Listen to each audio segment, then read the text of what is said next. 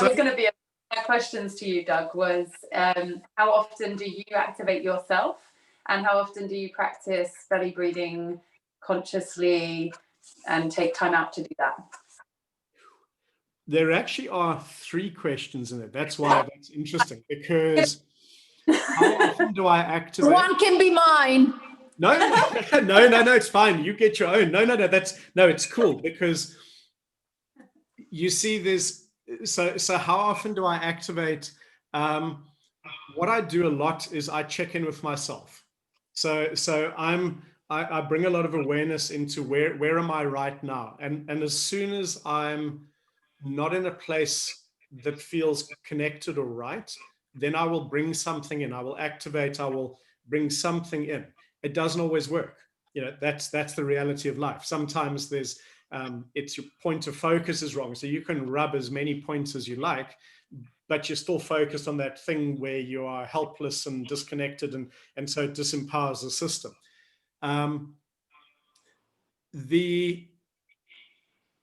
So I bring in that a lot, but what I do is I bring it into everything that I do.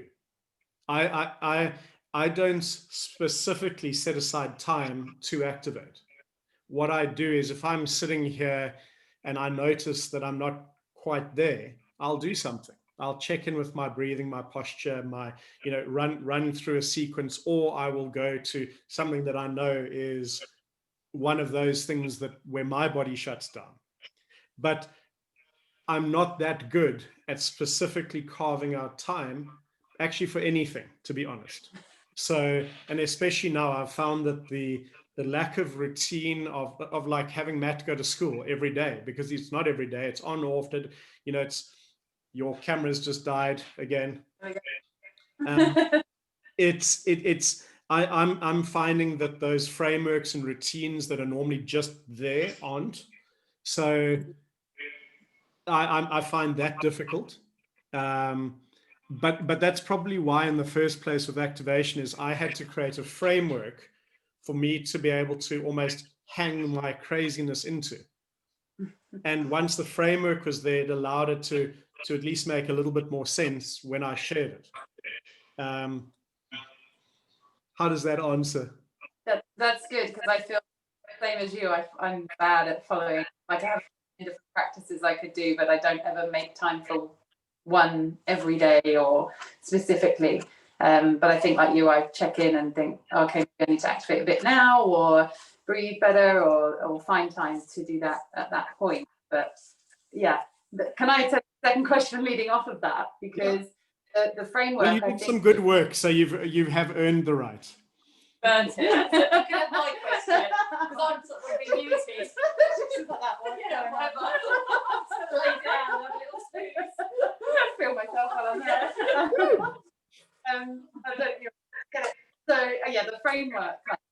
I think, especially we do give ourselves a very short amount of time, and we're like, right, okay, we've got to activate each other, so let's go, and we'll just go through everything in the right order, and that might be enough. But obviously today's proven that really that was never enough, and we needed to take the time to go into the story and more, look at the bigger picture, as opposed to just working into that process. But I find that I find myself treating that way because I am in a time frame. I do only 45 minutes, an hour, and people come back and I almost feel like I should.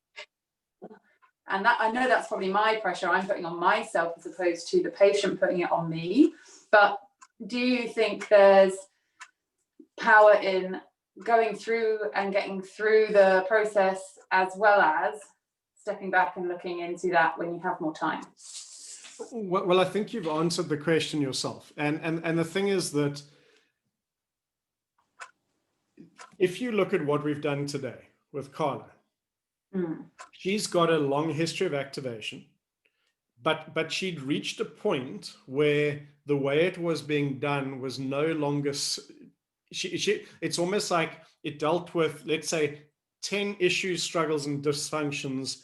And so if we looked at that, we go, wow, that's amazing. But now we've hit the 11th one. And the 11th one is saying the strategies that you brought are not good enough.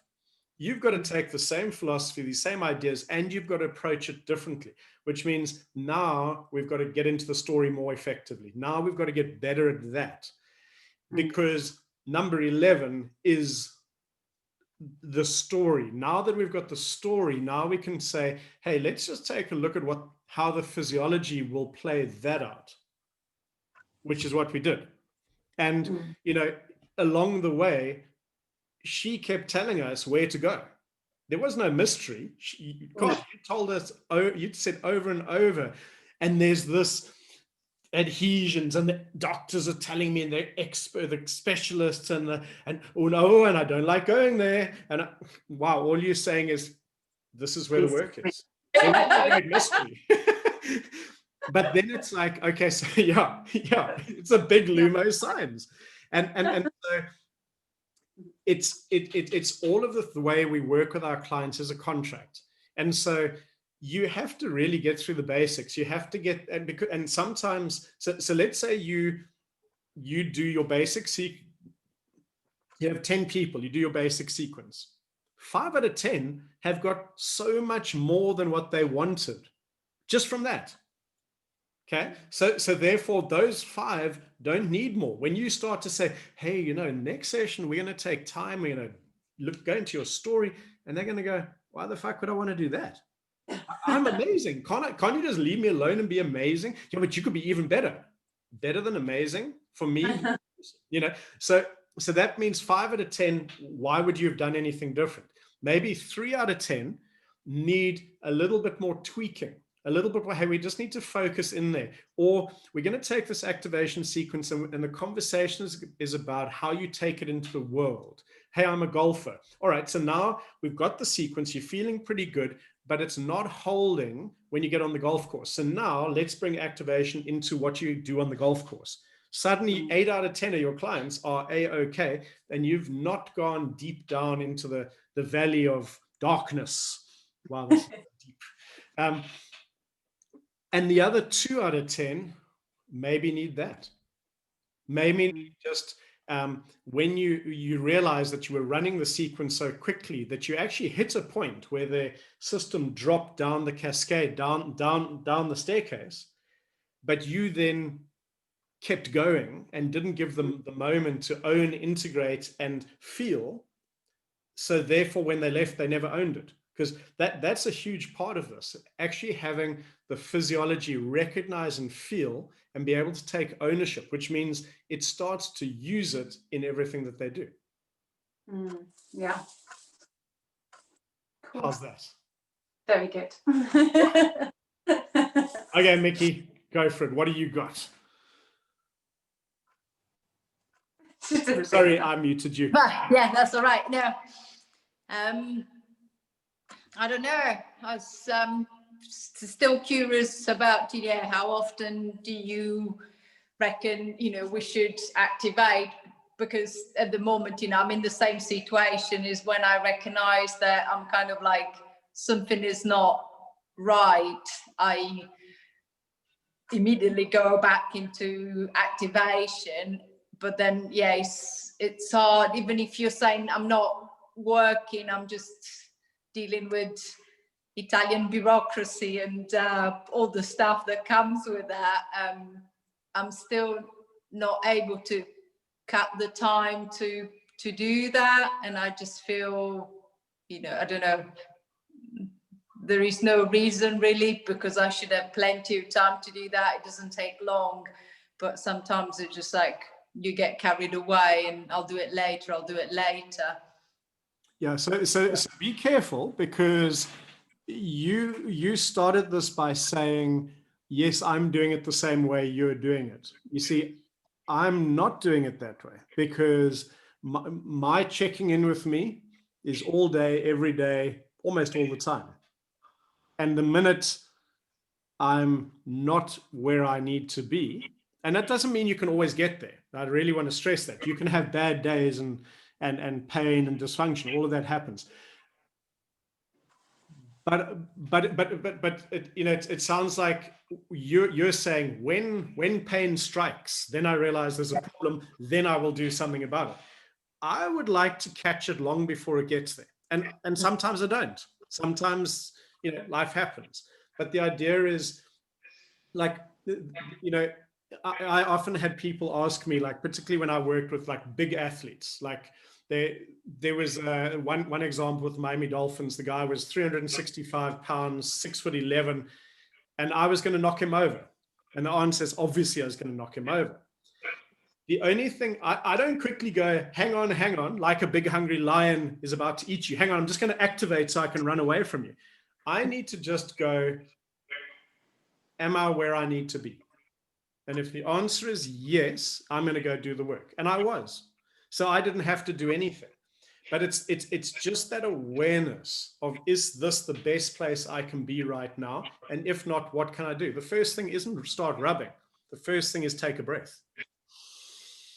Whew, okay, oh, now that's better. And so sometimes one breath, it's the awareness of checking in where you are, take the breath, everything changes. If that's not enough, take 5 breaths. If that's not enough, are you squeezing your butt while you're taking your breath? You know, whatever. And so the interventions don't always have to be I'm rubbing, because the idea is whatever it takes to kickstart your system. And for me, like when I'm surfing, the thing that I forget to do when my surfing isn't in flow, it's to smile. I find when I'm smiling, my body just immediately goes, let's do it. Time slows down, my flow comes back. I feel unstoppable. But sometimes I forget to smile. Sometimes I get distracted by the politics in the water and the things going on, or I've brought a problem with me into the water and I forget. But you know, it's it's very much about the game here is really awareness. So when Carla's telling us, I can feel all of me. So the moment you don't feel all of you, then you have to just do something different, whatever that different is. And sometimes it's screaming at the top of your lungs. Sometimes it's laughing. Sometimes it's smiling. Sometimes it's rubbing a point. Sometimes it's squeezing your butt. Sometimes it's touching yourself. I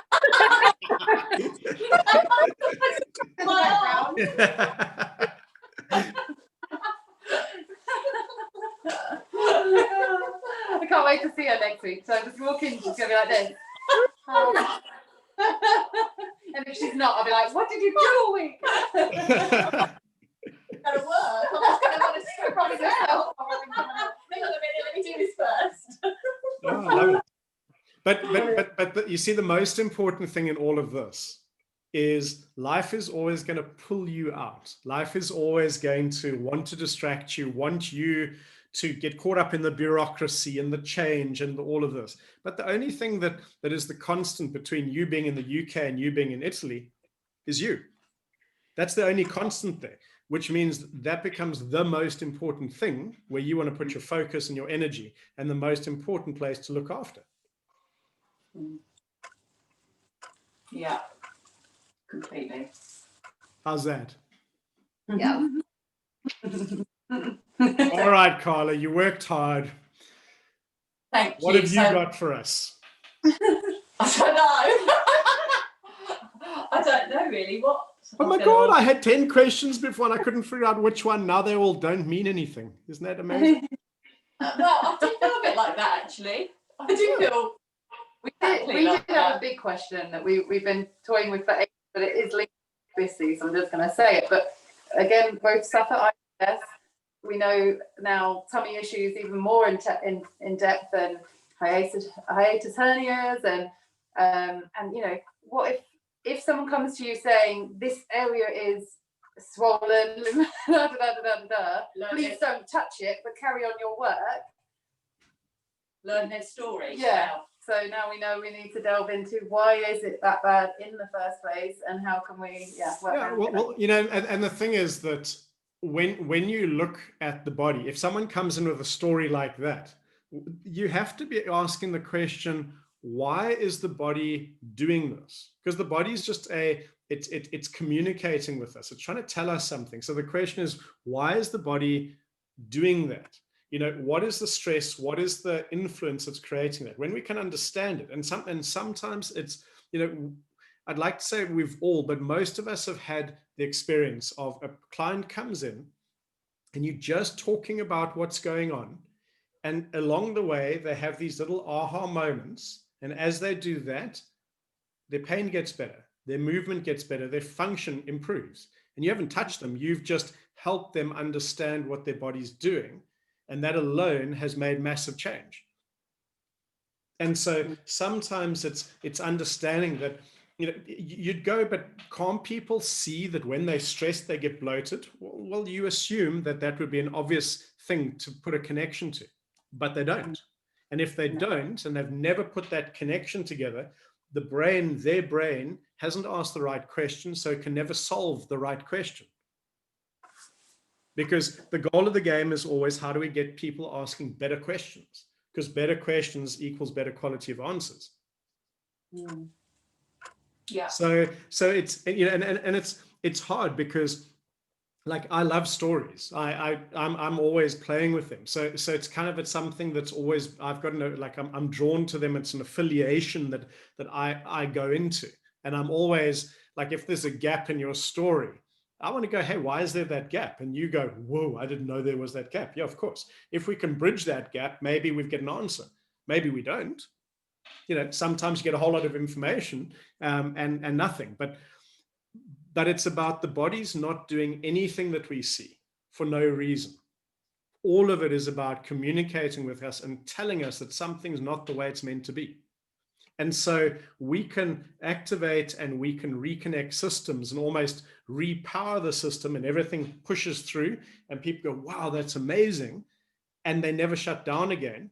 You know, they need to be reminded to keep activating, but they don't shut down again. But somebody else who goes back into a place with a limiting belief, a limiting story, a poor point of focus is going to end up in the same place. And so it's then understanding that physiology is driven by all of those things too. So yeah. I don't care if whoever I'm up against in the arena has trained 10 times harder than me. I don't care. Because if you haven't done all the work, I can find those areas where your system is vulnerable. And it's very easy to unravel that. And then suddenly you're 10 years of training harder than anyone else in the world, and you're 10 times stronger, and then suddenly you're not. And you know, so we have to realize that all components are part of it. But that doesn't mean that everybody needs all of that in my first session, in my 10th session even, because we have to ask the question, who are they? Why are they here? What outcomes do they actually want, which is contracting with your client.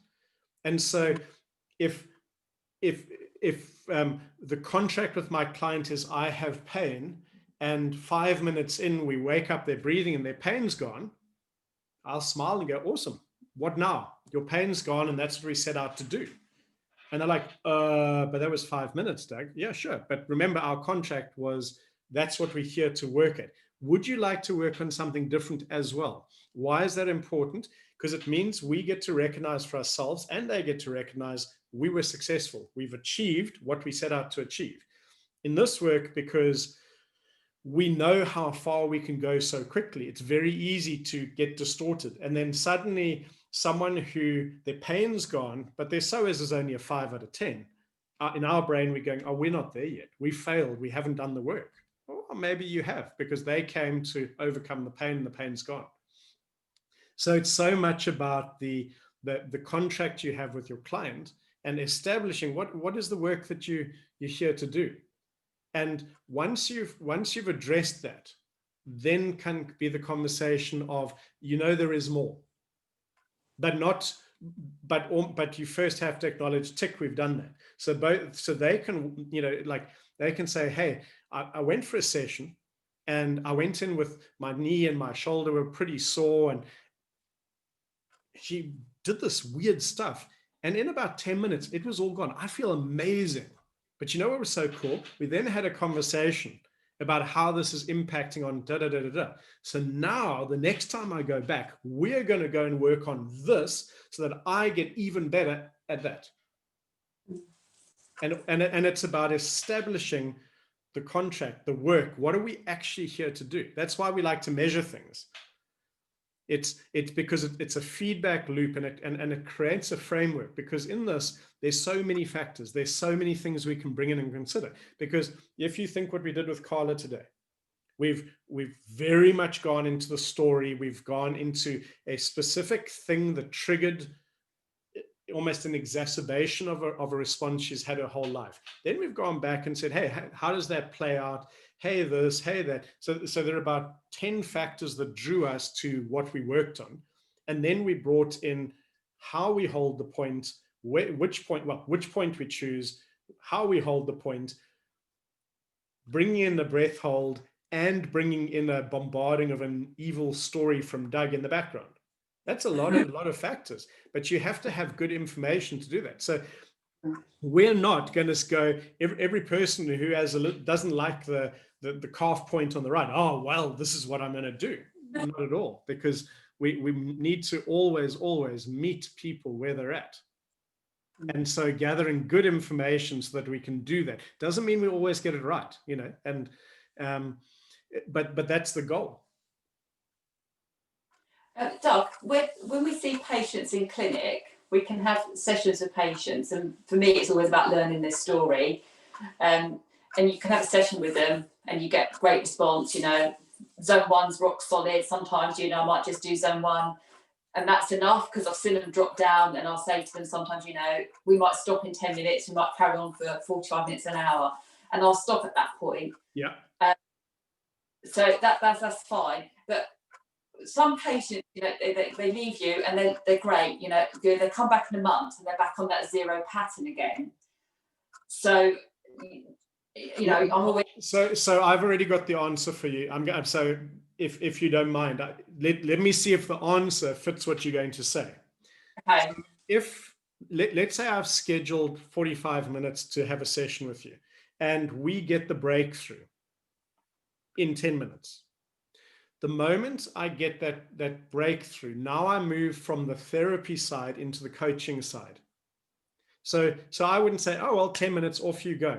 I would be going, that's awesome. You like how you're feeling now? Oh, no, this is amazing. I can't believe it. These are the things we're going to have to get you to do to make sure you stay like this when you go out in the world. Well, what do you mean? Well, the world's going to stress you out. Yeah, we've spoken a little bit about that, or, you're going to go do this and you're going to go do that. And if you deal with it the same way as before, then you're going to shut down again. Oh, right. So what must I do? Because you see, you want them asking better questions. What must I do?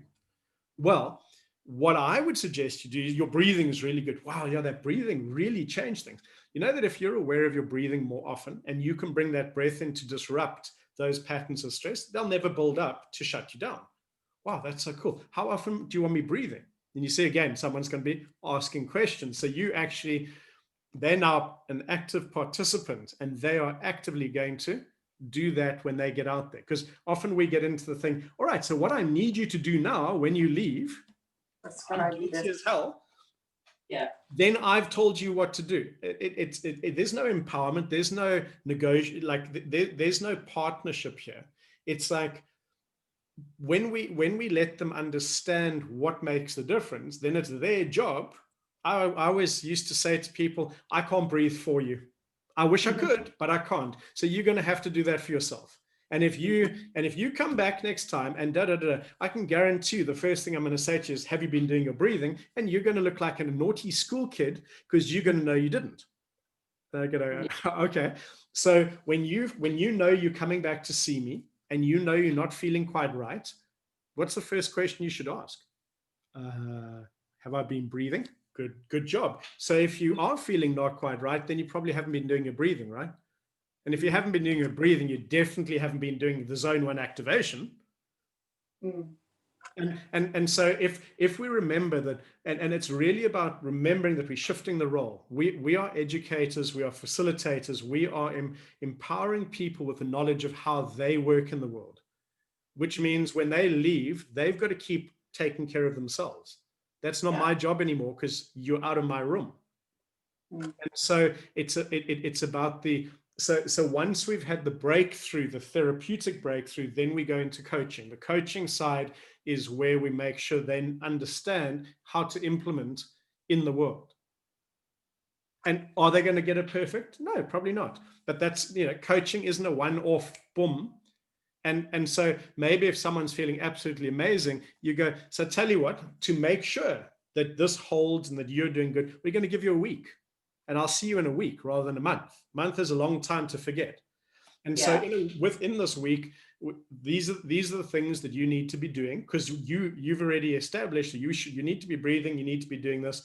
And let's say that you found that for this person, scratching their head also was really effective. So, so Carla, I need you scratching your head, touching yourself, whatever. At least 5 times a day. If you want to put sexy music on at the same time, that's entirely up to you. Where you choose to do it, entirely up to you. I don't want to know. I just want you doing that. I'm going to say something else then. I just want you to record it. Because the whole idea is the better we get at transferring the information to them, what they need, the better they will be on taking care of themselves, and therefore the better it reflects on us. Yeah. If I need to hold on to, and we see this a lot, of people who want to be the hero in somebody else's story. I don't want to be the hero. I want to be the weird guy who came in and said something, and then you had the epiphany, you had the insight, you did the breathing, you did the activations. We just give you a technique. You still got to apply it. So you get to be the hero of your own story. And the thing about that and why it's so important is, if I'm the hero of my story, I will share what was the thing that facilitated my story, which was you guys came and you shared this idea with me. And then I did this because you empowered me. Wow, that sounds amazing. How do I find them? Well, there's their website. This is where you go see them. But if it's only this person's amazing, you have to see them, then it's all about you. And that's when we feel the burden of responsibility, the pressure of we have to get it right. Well, no, we don't. If my client doesn't want to do the work, it's okay too. We're not going to get the results, and we can agree to disagree. We can agree that we're not a perfect fit. I'm not the right coach or facilitator for you. And that's hard because we're trained in certain ways within what our qualifications are. This is how we do things. Even when people are taking, I do use the words a lot that I'm facilitating the process with people, and it's really mindful of, because I've realised, because I've been doing my job for some time, I realised that I felt responsible for people, and it started to weigh on me. So since I met you 7 years ago and started doing activation, I'm really mindful of the words I use with patients, and I do say, look, I'll facilitate the process, you own it, that's when the magic happens. So they're the type of words I use. People come in maybe once a month, 6 weeks, 8 weeks, 3 months, whatever, for a top up. Mm-hmm. If they're owning the process themselves and doing their points, they still get a lot of value from coming back for that top up from me. No, absolutely. There's huge value. Is healing a process that's best witnessed, and also you can't like I was mumbling. My body did some weird stuff yesterday, really weird. I literally did nothing, and I felt, and out of the blue, it felt like someone stabbed me in my left shoulder blade. I really can't tell you how, why, what it was. It was quite dramatic. I know many people wanted to, so maybe someone actually got through my energetic barrier. These are all possibilities, but but what was interesting was you know, I kind of managed to scrape myself together and be okay-ish for dinner. And at the end of dinner, Amy says, so are you going to have a virtual session with Nina? And I said, why? What does he need? And she goes, no, for you. I'm like, well, why would I need that? And actually what the answer is that somebody else can see stuff that you can't see, has questions that you don't have, has insights that you don't have. And so no one does it alone. No one, and so the self-activation process can maintain us and can sometimes help us break through things. But having a coach and a facilitator take you on that journey is part of life. That's how we get better. That's how we get from A to B in a better place, faster, more effective, more expanded, whatever. So it's not hey, once you're done, bugger off, you never need to see me again, because it is a reflection on where are they right now, and you can always get better. We can all get better. In my story now is, you know, I share with patients a lot about my process and, you know, the things I've gone through, and I have had a lot of layers. And activation for me, it's like, you know, the onion analogy. I've taken away lots of layers, but I always onion analogy. Each time you peel a layer, you have to cry a little.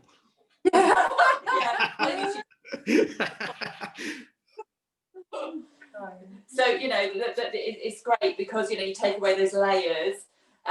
So for me, the value in the treatment is always, every time I have treatment, I take away another layer. Or as important for me now is not to get more layers and to keep expanding into the world and achieve and doing what to do. So I tend to, you know, that's what my comment always is to my patients, you know, come back in a month's time. Why? Well, actually, because, you know, we keep the layers down, take away the layers. Perfect. And so, you know, I think some patients will say, you know, why do I need to come back?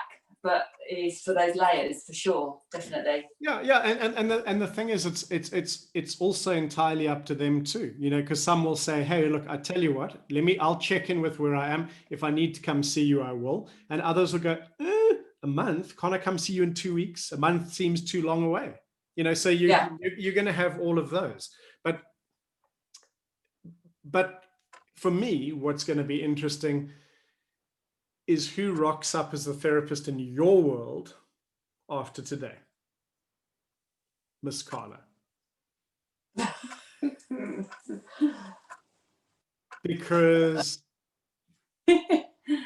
if you can completely feel all of you suddenly for the first time since you were 7 years old, just like that, well, that means what you feel in your hands, not just your feet, it's going to be very different. You might be quite shocked how much more information is available to you through these things. Yeah. I might have to start using my feet. That's entirely up to you. I'm going weird channel at the moment. If Nuno or Duarte are watching this, they will know feet are certainly possibilities too. Yeah, I'm still rubbing the legs now. Oh yeah, it's been amazing, absolutely amazing. I'm sitting here now and I just feel so different still. I just I feel just so relieved. The still at the end of that sentence almost sounds surprised. Yeah. You did some amazing work. You did some profound, deep work. You rewired and you almost drew back all the energy that you had lost since you were 7 years old.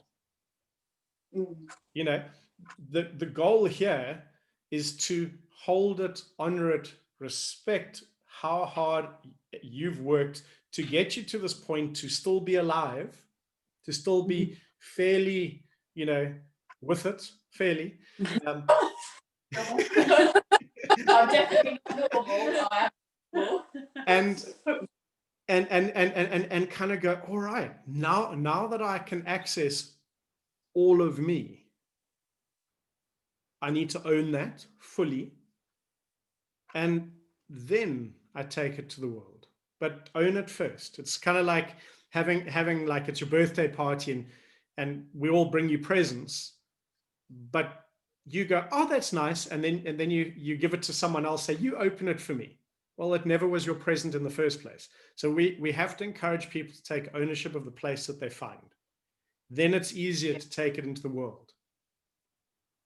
You know, the analogy actually that comes on, imagine that what you did in this session was you put on a most amazing superhero outfit to discover the superhero that you are. And you go, whoa, look at that. That's amazing. Da, da, da, da, da, da. And then as the session finishes, you take off your superhuman outfit and you go back to your world and you put it in the cupboard. You say, I know I've got you there. I just can't wear you every day because you might get dirty. You know, people might laugh. Well, guess what? When you go back, it's gone. We gave it to someone else. So you have to wear and own what you find. Yeah. And that'll be really awesome to watch. Because especially when you are able to be in front of the school kids again, you really bring more. You don't stand there with the fear and unsafe anxiety in you. You stand there going, I know what it was. I've had it my whole life. And this is what it's like when you don't have it. Come, would you like to join me? Let me show you how I did this. Because when you can inhabit yourself more fully, you can hold bigger spaces for more people. Yeah, that makes sense. Found. Wow. What have you guys done? Zoom nearly cut you off then. You went. That's disgusting. Awesome. Well, guys, thank you. What a fun way. Yes, you need to do a bit of that too. It's an intense roller coaster. You're next. Yeah. Next week, can't wait. Definitely. Yeah, just wait, because anything Carla's ever done to you, it's gonna feel totally different. You're gonna be whimpering, going, back off, and she'll be going, I'm really touching you. and as you feel like you're on death's door on that edge, she'll go, do you remember last week when you had your thumb in me? I thought I was going to die on the couch. And you were laughing. Well, actually, Carla, here's a really important thing. Actually, you did die. And I know this sounds bizarre, but you actually did die. A story that you've told your entire life is now dead. It's entirely up to you whether you're resurrected or not. New script. Yeah. More profound lines, and Zoom didn't expect it. Yeah.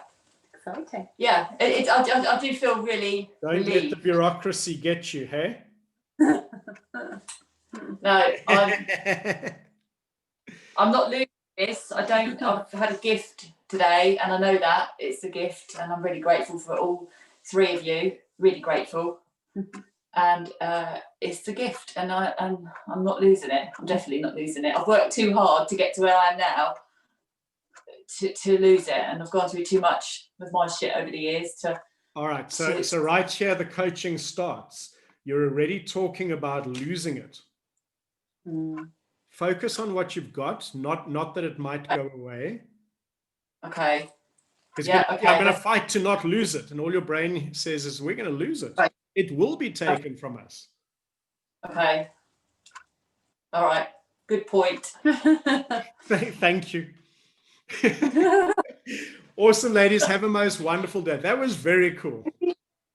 Thank you very much. And I'll email you this afternoon, because I need to get some details from you as well. So I'll email you this afternoon. No, you don't. You can email me, but you don't need any details from me.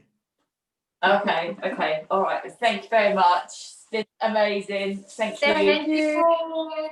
Bye. Love to everybody. Bye.